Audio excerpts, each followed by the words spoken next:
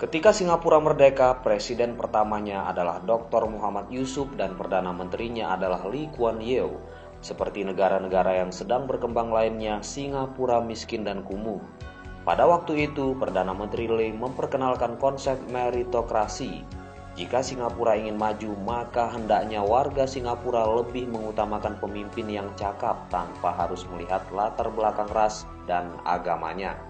Rupanya, konsep tersebut diterima masyarakat Singapura karena ras Tionghoa dominan dalam ekonomi dan pendidikan, maka warga negara Singapura keturunan Tionghoa lebih dominan di bidang ekonomi maupun pemerintahan.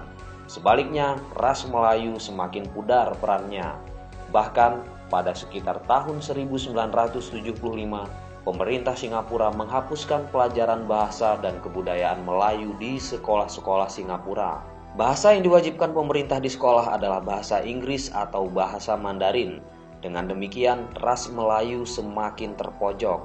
Beberapa pengamat Melayu seperti Hamka mulai mempersoalkan hal ini. Namun, Hamka harus menelan pil pahit karena beliau tidak diperkenankan masuk Singapura. Sikap pemerintahan Singapura terhadap warga Melayu menjadi perbincangan hangat ketika keluar kebijakan warga Melayu jika masuk menjadi tentara Singapura hanya dapat mencapai pangkat tertentu. Karirnya tak dapat diteruskan sampai jabatan puncak. Alasannya, warga Melayu diragukan kesetiaannya terhadap negara Singapura. Waktu berjalan terus, Singapura yang semula merupakan bagian dari Kesultanan Johor Melayu kini tampil berbeda. Dengan perkembangan yang sedang dan akan terjadi di Jakarta, banyak yang mempertanyakan apakah Jakarta akan berkembang serupa dengan Singapura? Konsep meritokrasi telah diamalkan mulai dari kasus Lurah Susan, lelang jabatan, dan pernyataan Ahok bahwa agama tak perlu dicantumkan di KTP. Opini bahwa warga kurang mampu harus keluar dari Jakarta semakin kuat. Kenaikan PBB 200% dirasakan beratnya oleh penduduk yang kurang mampu. Mereka pun bersiap-siap keluar Jakarta, pindah ke daerah pinggiran, serta menjual tanah dan rumahnya. Kalau kamu buat kehidupan gak cukup, ya kamu jual dong, begitulah nasihatnya Tempo Hari. Pedagang kaki lima mempunyai atribut yang jelek, mereka dianggap memacetkan jalan dan mengotori Jakarta. Janji manis kampanye dan kontrak politik pro rakyat seakan tak terbukti.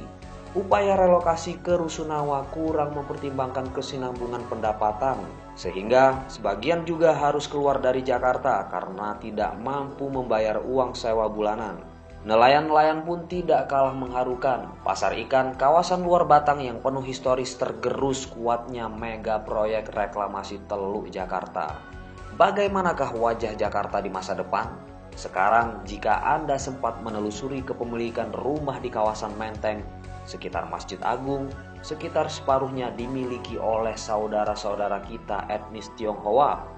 Sudah tentu jika Anda sempat ke Pluit, Pantai Indah Kapuk, Glodok, dan Kelapa Gading, semuanya mayoritas adalah saudara kita etnis Tionghoa.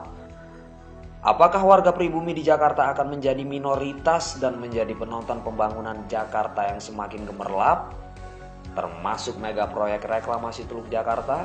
Apakah reklamasi teluk bermanfaat bagi warga Jakarta? Yang nyata-nyata sudah dijual oleh Agung Podomoro di Cina dengan kedok investasi? Atau hanya bermanfaat untuk segelintir orang tertentu? Apakah Jakarta akan berkembang seperti Singapura yang sebagian besar bisnis kepemilikan gedung dan rumahnya merupakan milik saudara-saudara kita etnis Tionghoa dan warga Jakarta akan terus terpinggirkan? Bagaimana penilaian Anda terhadap Jakarta saat ini dan apa komentar Anda terhadap video ini? Tuliskan argumen Anda pada kolom komentar. Jangan lupa like dan subscribe channel Indonesian Hot News. Semoga Jakarta tidak bernasib seperti Singapura dan semoga pribumi masih tetap berdiri kokoh di negara tercinta ini. Jangan pernah lepaskan sejengkal pun tanah ibu pertiwi ke tangan orang-orang yang tidak bertanggung jawab. Apapun ras kita, tetaplah menjadi orang yang cinta tanah air dan bahu-membahu membangun bangsa ini. Salam Bhinneka Tunggal Ika.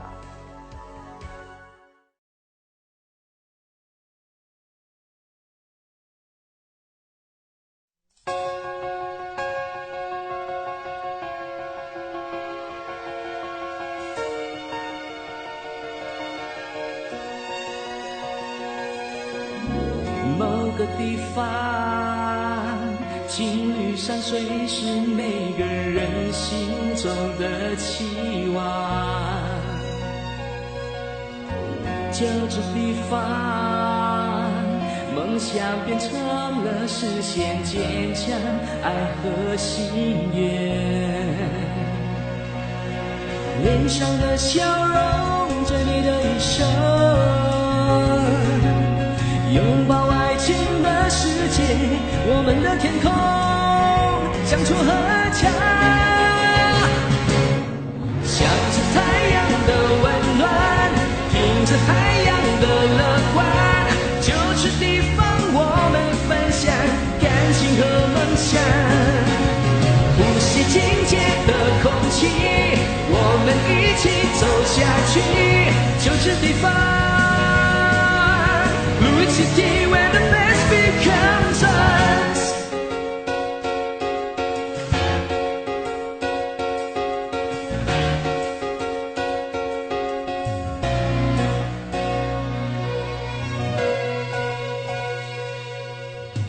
就这地方，梦想变成了实现坚强爱和心愿。脸上的笑容，最美的一生，拥抱爱情的世界，我们的天空相处和洽，向着太阳的温暖，听着太阳的乐观，就这地方我们分享感情和梦想。